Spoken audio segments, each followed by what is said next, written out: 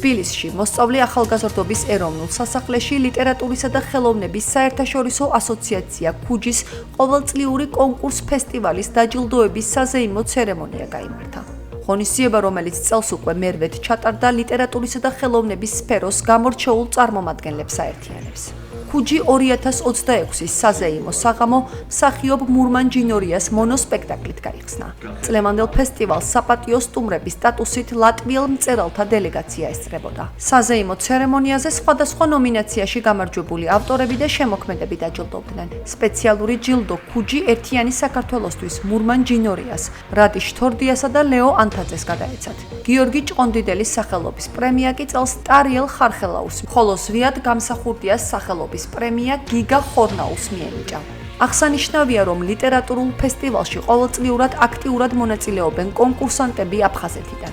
პროექტის ერთ-ერთი ფინანსური მხარდამჭერი აფხაზეთის ავტონომიური რესპუბლიკის იძულებით გადაადგილებულ პირთა სამინისტროა, რაც კიდევ ერთხელ უსვამს ხაზს აფხაზეთიდან შემოქმედი ახალგაზრდების მხარდაჭერისა და მათი საზოგადოებაში ინტეგრაციის მნიშვნელობას. კონკურს-ფესტივალი ქუჯი 2026 წელს უკვე მერვედ ტარდება, მაგრამ პირველად ტარდება საერთაშორისო სტატუსით. ეს არა მხოლოდ ქუჯის როგორც ასოციაციის წარმატებაა, არამედ ეს არის ზოგადად ძალიან მნიშვნელოვანი ფაქტი კულტურულ სივრცეში. ჩვენ აფხაზეთის თემა ძალიან კარგად გავაშუქეთ და ზოგადად ყოველთვის ვართ მოხარული იმისთვის, რომ ყველა ჩვენს ღონისძიებაში იყოს ეს თემა ჩართული. ვატარებთ ღონისძიებას ენგურის ხიდთან, ჩვენს ლატვიელ სტუმრებთან ერთად. ასევე ზუგდიდში, ჩვენ კიდევ ერთხელ გავაჟღერებთ იმ აზრს, რომ აფხაზეთი საქართველოა. ძალიან დიდი სურვილი მქონდა იმისა, რომ აი ამ ყველაფრის მონაწილე ყოფილიყავი და ამჯერად ერთი ლექსის კონკურსში მივიღე მონაწილეობა და ჩემს მეგობრებთან ერთად ვიყავი ათეულის ერთ-ერთი წევრი.